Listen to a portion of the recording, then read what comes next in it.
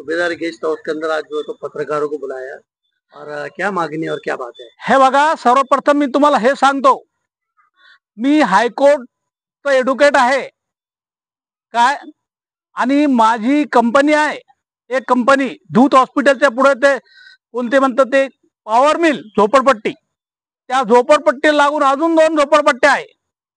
एक तर सिंधोनबन झोपडपट्टी जे मसनतपूर आहे, शहानगर आहे, ब्रिजवाडी आहे, आणि तिथे या गरिबाने कसं तरी एक आपले शेत गेलं होतं रस्त्यामध्ये, गव्हर्नमेंटने पैसे दिले, मी एक कंपनी खरेदी केली.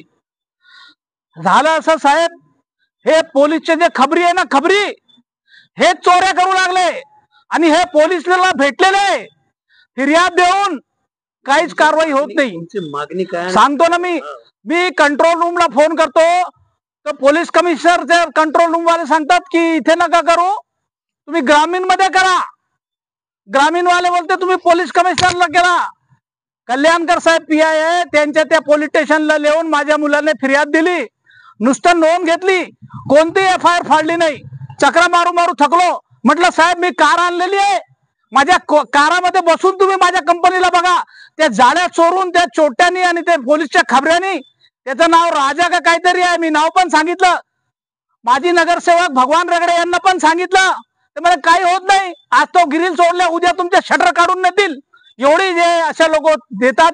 आणि मान्य राजू शिंदे साहेब जे आमदारकीला खासदारकीला काय उभे होते, त्यांना पण मी बोललो, व्हॉट्सअपवर बोललो की साहेब हे यांना सांगा पोलीस स्टेशन वाल्यांना.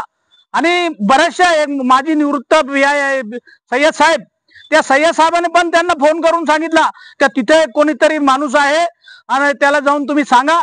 त्या माणसाला आम्ही भेटलो. आणि इथे पण मंत्री वगैरे असतात, यांना पण फोन केला तर यांच्या मिटिंगा संपत नाही. मोठमोठे अधिकारी नुसतं मिटिंग करतात. आज काय चाललंय या महाराष्ट्रामध्ये, काय चाललं? हे रिक्षा ड्रायव्हरला आपण पालकमंत्री केलं, त्या एका रिक्षा ड्रायव्हरला आपण मुख्यमंत्री उपमुख्यमंत्री केलं. काय चाललंय ते? म्हणजे पोलीस काहीच कारवाई करत नाही. माझ्यासारख्या हायकोर्टच्या वकिलाला असं हे ट्रीटमेंट देतं, ते गोरगरिबाला काय देतील, काय करणार आहे?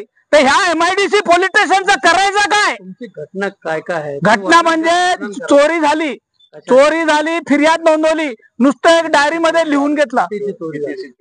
अरे जवळ लाखोची चोरी आहे.